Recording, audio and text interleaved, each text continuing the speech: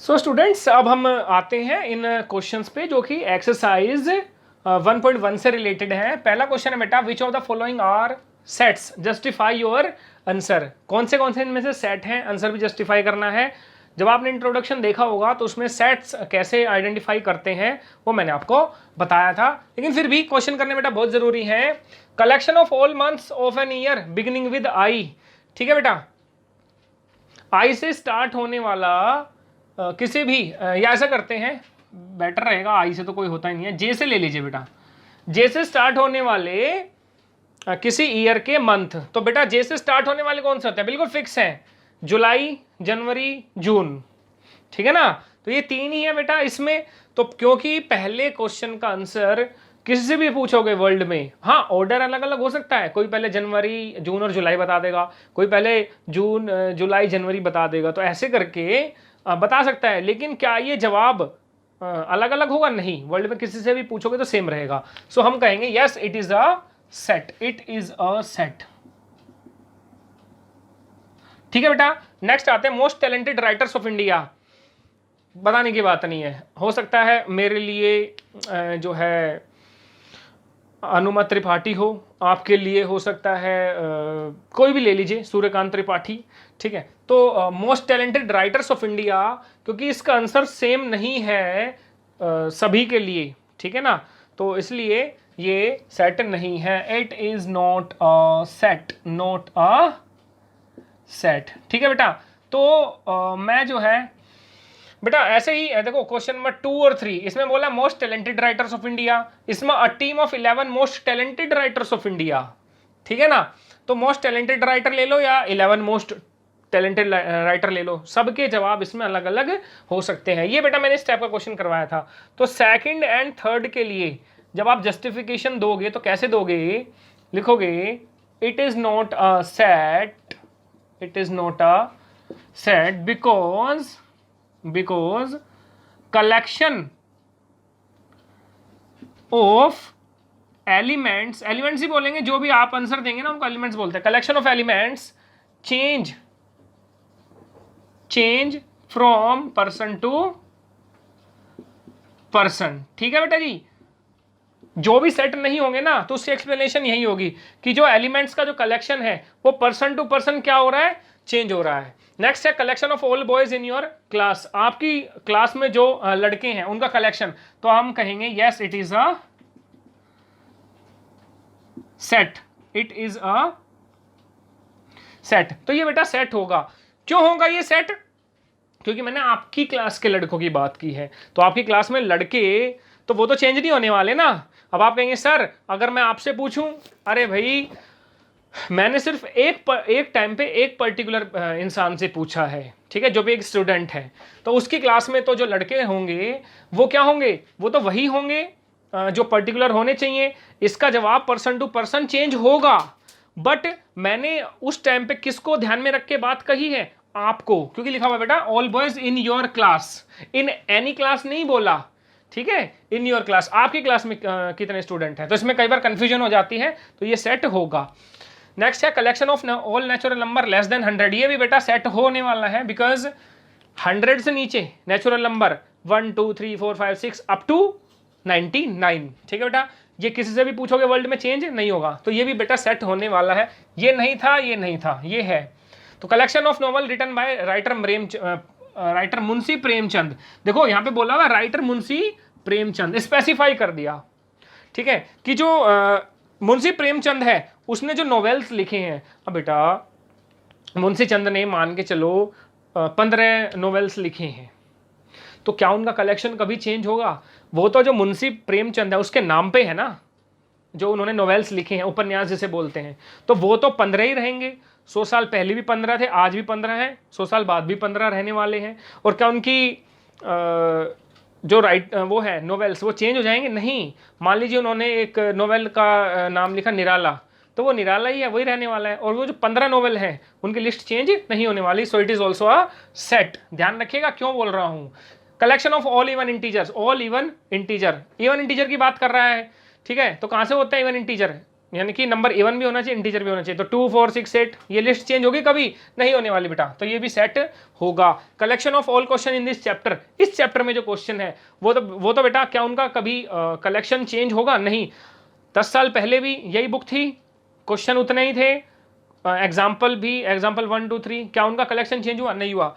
ठीक है, एक्सरसाइज के क्वेश्चन थे वो सेम ही थे, आज भी सेम है।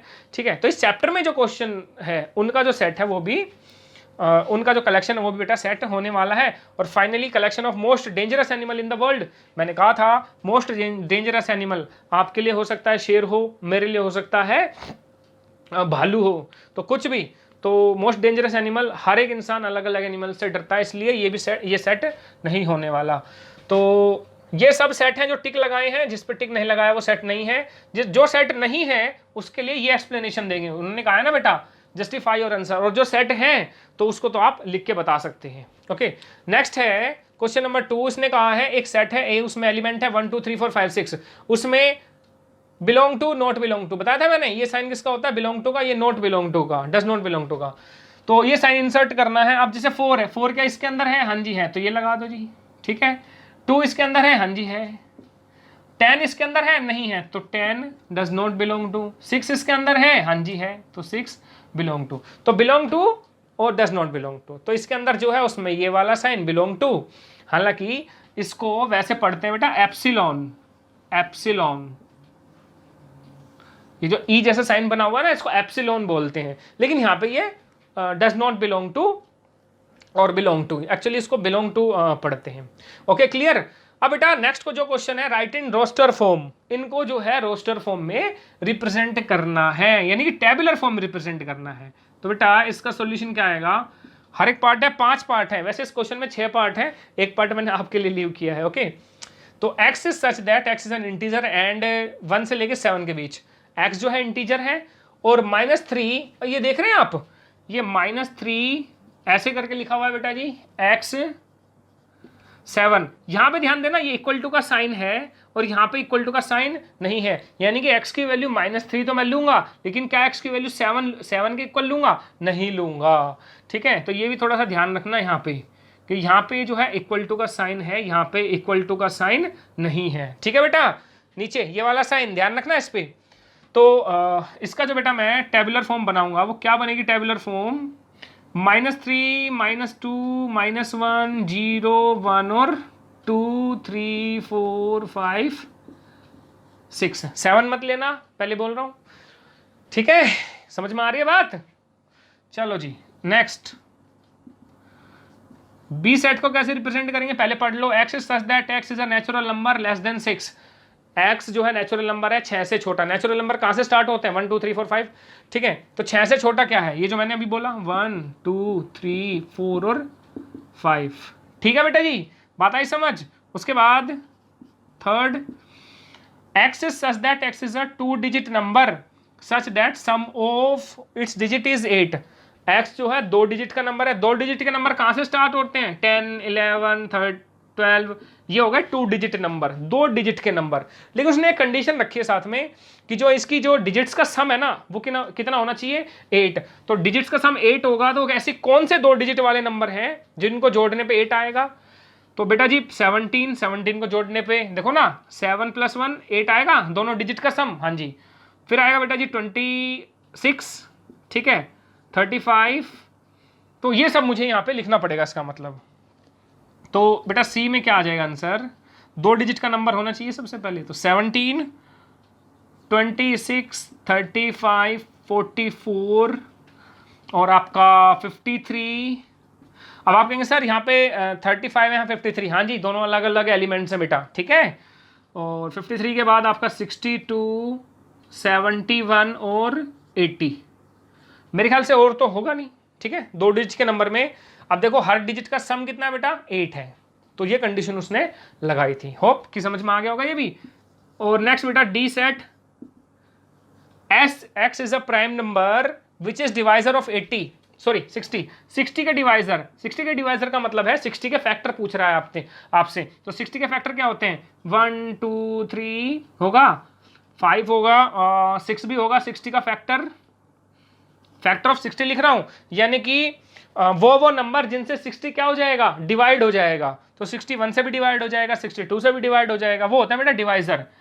तो आपका आएगा फिर इसमें 10, 20, 15 भी आएगा जी, ठीक है, ये सब है। लेकिन उसने क्या बोला हुआ है कि x प्राइम नंबर होना चाहिए, x क्या होना चाहिए, प्राइम नंबर, ठीक है।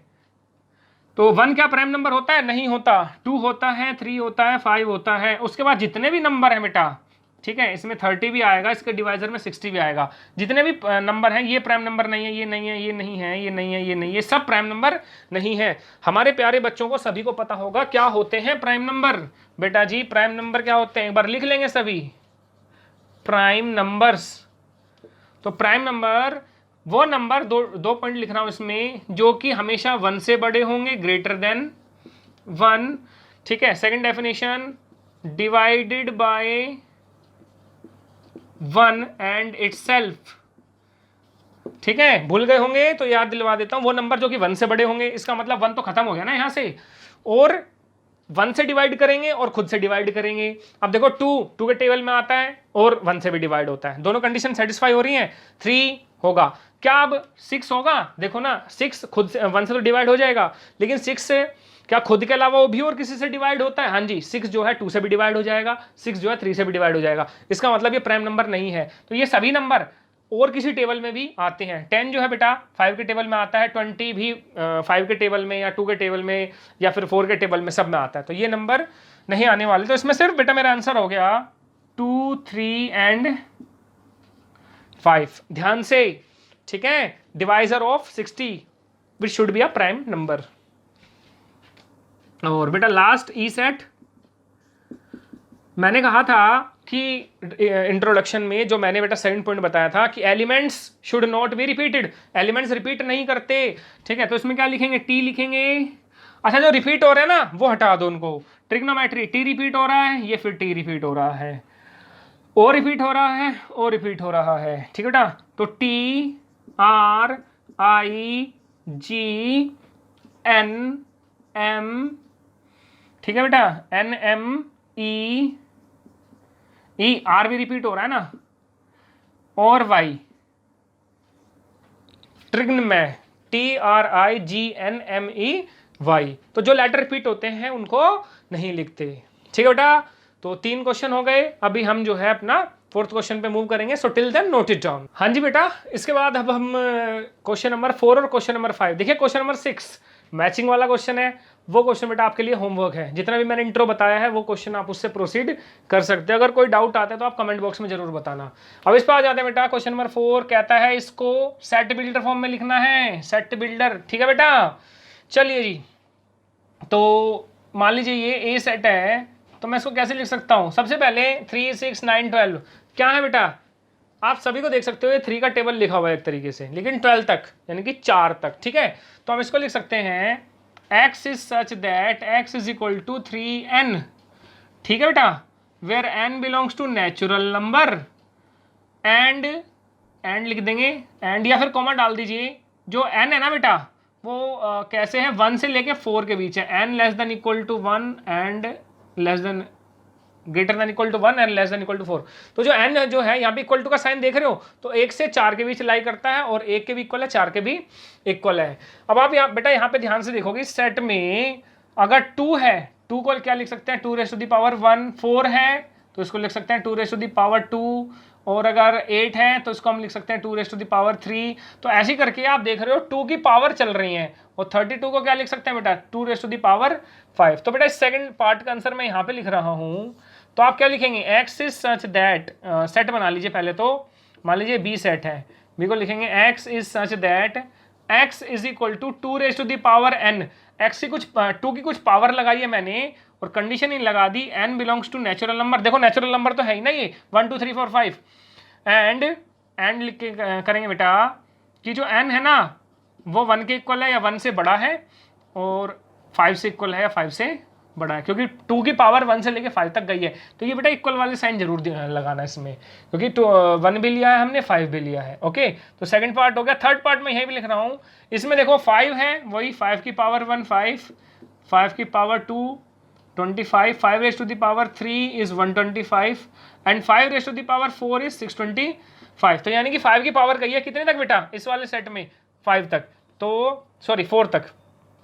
x is such that x is equal to 5 raised to the power n belongs to natural number and और बेटा 1 से लेकर 4 तक ये जो है n की वैल्यू हम रखेंगे। n का मतलब है n की वैल्यू, यहाँ पे हमने कंडीशन लगा दी बेटा, और नेचुरल नंबर से बिलोंग करता है।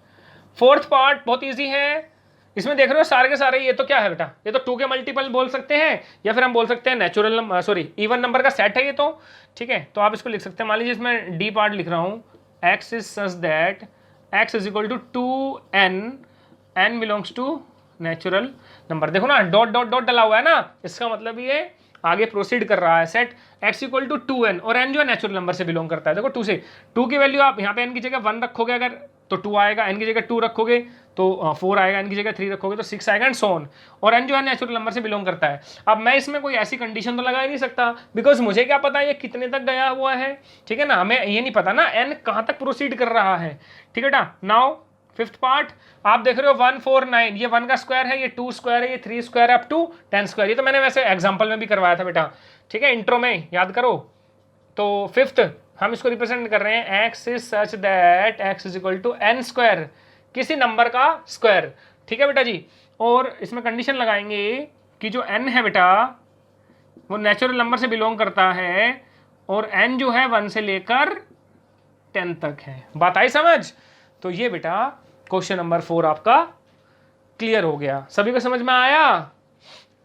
उसके बाद लिस्ट ऑल द एलिमेंट्स, सभी एलिमेंट्स लिखने बेटा जिसमें, तो x is an odd natural number, x is an odd natural number. अच्छा जी, तो एलिमेंट लिखेंगे इसके, ओड नेचुरल नंबर है तो ओड नंबर कहां से स्टार्ट होते हैं, 1 से। ओड नेचुरल तो यानी कि ओड भी और नेचुरल भी, मेन तो इस पे ओड पे ध्यान दो। तो 1 3 5 7 एंड बेटा इसने बोला हुआ है n is an odd natural number. Natural number odd natural number तो कितने तक भी जा सकते हैं, इसलिए 3 डॉट लगाने जरूरी है। अब बेटा b जो दिया हुआ है x इज एन इंटीजर -1/2, यहाँ पे कोई इक्वल टू का साइन तो है नहीं, यहाँ पे ध्यान रखना, -1/2 एंड 9/2, ठीक है बेटा। तो x जो है -1/2 और 9/2 के बीच का इंटीजर है, ध्यान रखना, कोई फ्रैक्शन मत ले लेना। -1/2 का मतलब होता है -0.5, ठीक है, इक्वल टू का साइन नहीं है यहाँ पे, और 9/2 का मतलब है 4.5। तो -0.5 और 4.5 कुछ नहीं करना, नंबर लाइन पे ले सकते हो। तो -1 यहाँ पे कहीं -0.5 आएगा, 1 2 3 4 एंड 5, 4 और 5 के बीच 4.5, यहाँ पे -1 और 0 के बीच क्या आएगा -0.5। तो इसके बीच में इंटीजर कितने हैं बेटा, ये सब इंटीजर ही तो है इसके बीच, ठीक है।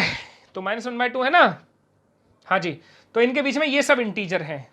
तो इसका आंसर क्या आएगा बेटा, बी सेट का 0 1 2 3 4 एंड 4 तक।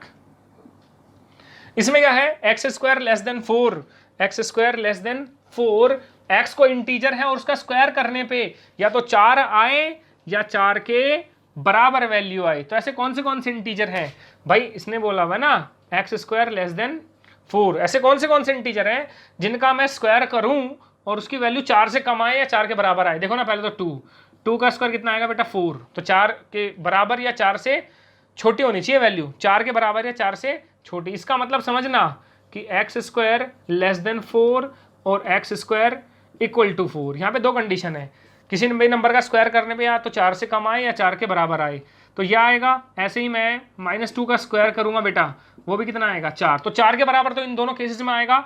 बाकी देखो आप -1 0 1, -1 0 और 1, -1 का स्क्वायर करूंगा 1 आएगा, 0 का स्क्वायर करूंगा 0 आएगा, 1 का स्क्वायर करूंगा 1 आएगा। तो इन तीनों केसेस में ये जो नंबर है बेटा जी, ये किससे छोटे हैं, 4 से छोटे हैं, और इन दोनों केसेस में ये 4 के बराबर है। इसका मतलब मेरे जो नंबर आ गए वो आगे 2 -2 1 0 1।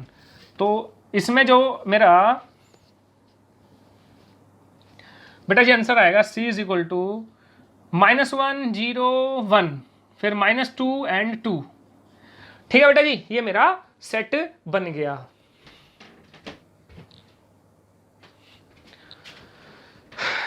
एक सेकंड और लेते हैं।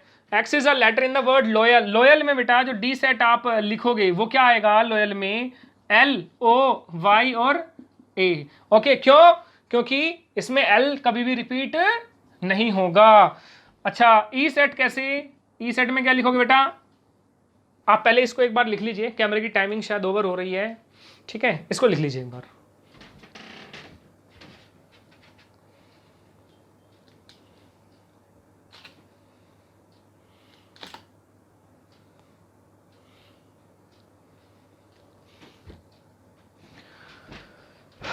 ओके बेटा, मैं वापस आया हूं।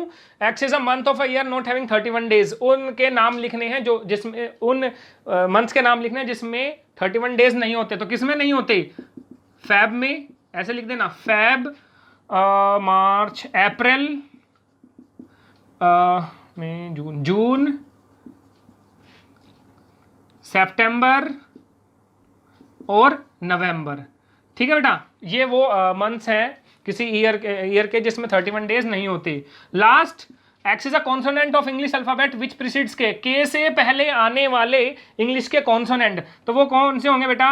एफ सेट में कैसे लिखूंगा? वो होंगे बेटा, कॉन्सोनेंट लिखने हैं तो ए तो कोई कॉन्सोनेंट नहीं है, पहले लिख लो A B C D E F G H I J.